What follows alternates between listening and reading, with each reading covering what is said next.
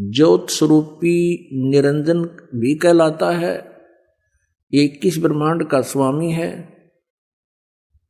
21 ब्रह्मांड का मालिक है, प्रभु है, राम है। इसको ब्रह्म भी कहते हैं, ब्रह्म, और इसी को सरपुरुष भी कहते हैं, जो गीता जी अध्याय नंबर 15 के श्लोक 16 और 17 में 3 पुरुष बताए हैं। एक सरपुरुष, सरपुरुष ये खुद है, ये ज्योत स्वरूपी निरंजन भी कहलाता है, ये काल भी कहलाता है।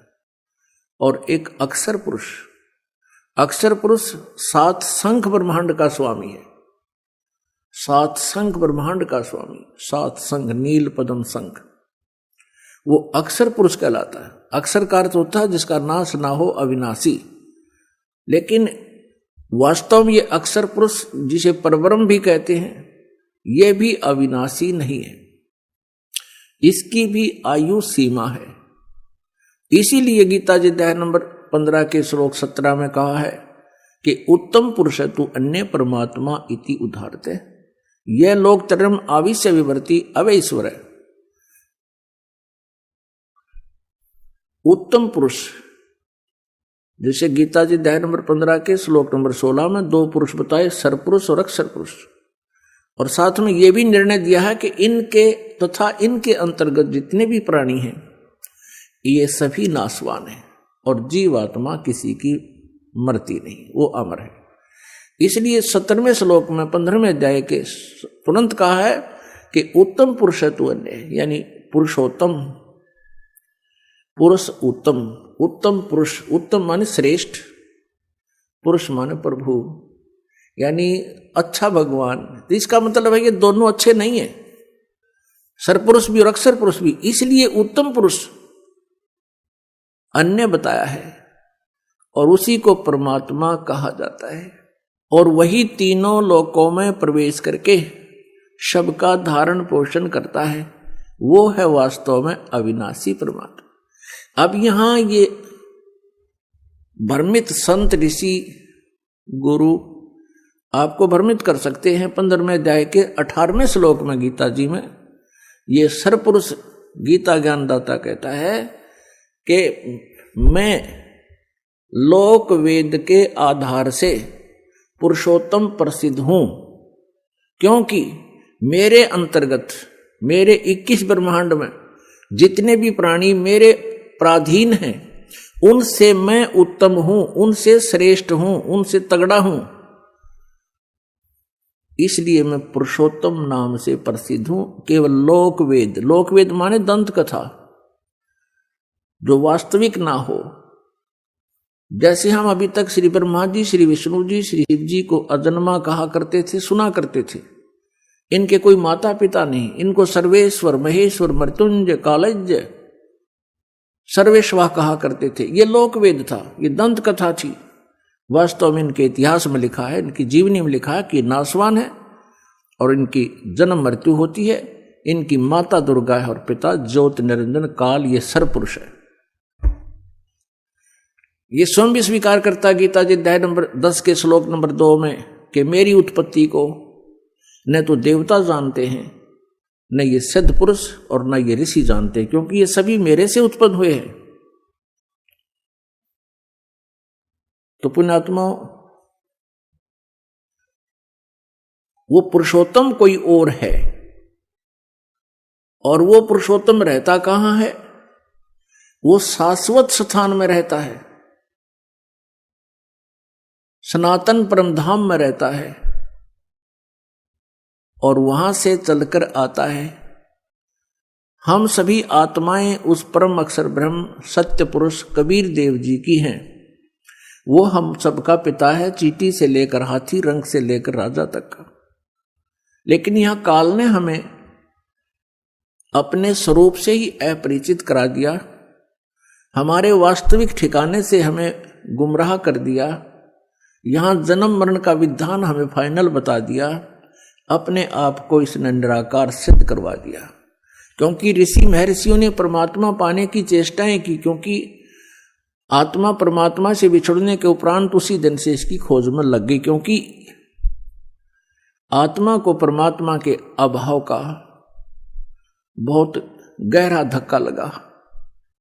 पुण्यात्माओं, जब तक आपके घर पर बिजली आई हुई है, बल्ब भी चल रहे हैं, कूलर भी चल रहे हैं, पंखा भी चल रहा है, और भी आवश्यक कार्य आप जो कर रहे हैं वो भी हो रहा है, और जिस समय वो बिजली चली जाती है फिर आपको उसकी आवश्यकता महसूस होती है, उसका अभाव आपको खटकता है, और सारा दिन कट लग जाए तो पसीने छूट जाते। तो ऐसे ही आत्मा को, हम सभी को वहां बहुत सुख था, किसी चीज का कोई अभाव नहीं था। ज्यों ही हम इस काल के साथ यहां इसके लोक में आए, हमारा वो लाइट चली गई, परमात्मा से मिलने वाली राहत हमें समाप्त हुई, खत्म हुई, और हमारे जितने इन्वर्टर चार्ज थे जब तक वो चलते रहे तो हम सोचते रहे मौज हो रही है, और जब हमारे इन्वर्टर की बैटरी डिस्चार्ज हो गई फिर हम गधे और कुत्ते सुअर बना दिए गए इस काल के द्वारा, इस काल के लोग।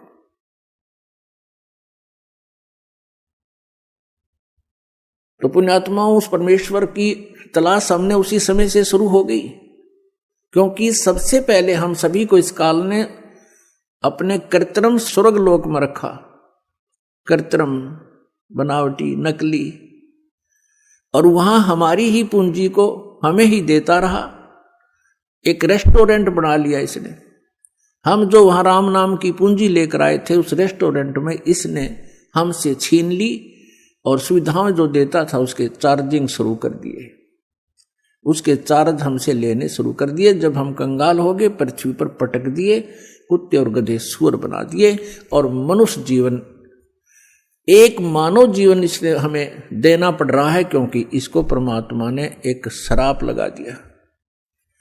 यदि पुण्यात्माओं इसको परमात्मा श्राप नहीं देते, परमेश्वर कबीर जी, तो यह हमें मनुष्य जीवन कभी नहीं देता, इस पृथ्वी पर पटक देता सजाएं भोगने के लिए, और ऊपर हमें कभी भी अपने मूल ठिकाने का पता नहीं लगता। ये रहम किया भगवान ने। तो वो परमात्मा, ऋषि महर्षियों ने परमात्मा के पाने का प्रयत्न किया। वेद परमेश्वर कबीर जी द्वारा दिए गए थे, 5 वेद। इस काल भगवान ने उनमें से 4 रख लिए, एक नष्ट कर दिया, 5वां वेद सूक्ष्म वेद। उस सूक्ष्म वेद के अंदर सभी जानकारी थी, हम कौन हैं, कहां से आए हैं, हम यहां कैसे फंसे हैं, और वापस सवलोक जाने का, अपने सतलोक जाने का कौन सा मार्ग है, कौन सी विधि है, कौन सी वे ऑफ वर्शिप है, पूजा की विधि है, वो उसमें पूरी डिटेल से लिखा हुआ है। जैसे गीता जी अध्याय नंबर 4 के श्लोक नंबर 32 में गीता ज्ञानदाता कहता है कि जो आपने ज्ञान सुना है अध्याय नंबर 4 के 25 से लेकर 31 तक, कोई कैसी साधना करता है, कोई देवताओं को पूजता है, कोई केवल योग अभ्यास ही करता है, कोई स्वाध्याय करता है, कोई अहिंसा के कठिन व्रत रखता है, मुंह पर पट्टी बांध ली, नंगे पैरों घूमना, ये सब साधनाएं कर रहे हैं, लेकिन अपनी अपनी साधना को ये पापनाशक ही जानते हैं। लेकिन चौथे अध्याय के 32वें श्लोक में कहा है कि वो वास्तविक इन यज्ञों की जानकारी, यज्ञ माने धार्मिक अनुष्ठानों की जानकारी, सच्चिदानंद घन ब्रह्म की वाणी में, ब्रह्मणे मुखे, ब्रह्मणे मुखे माने सच्चिदानंद घन ब्रह्म यानी परम अक्षर ब्रह्म की वाणी में विस्तार से कहा गया है। उनके जानने से तू सर्वथा कर्म बंधन से मुक्त हो जाएगा। तो वो ज्ञान इस काल ने छुपा दिया और मूर्ख बनाने के लिए कह दिया कि तू किसी संतों से पूछ ले, मैं नहीं जानता। और जब परमात्मा आते हैं संत रूप में, वो मिसगाइड करता है सबको कि ये झूठा है, कपटी है, ये वेदों को नहीं जानता है, तो हम परमात्मा को पहचान नहीं पाते हैं, जिस कारण से हम काल के जाल में फंसे रहे। तो यहां उन ऋषि महर्षियों ने इस काल के द्वारा भ्रमित किए हुए ज्ञान के आधार से, लोक वेद से और तथा इन 4 वेदों के आधार से, जिसमें इनकम्प्लीट स्पिरिचुअल नॉलेज है, जिनके अंदर अधूरा आध्यात्मिक ज्ञान है, उस ज्ञान को ही हम संपूर्ण मानकर उसी के आधार से हम साधनाएं करते रहे।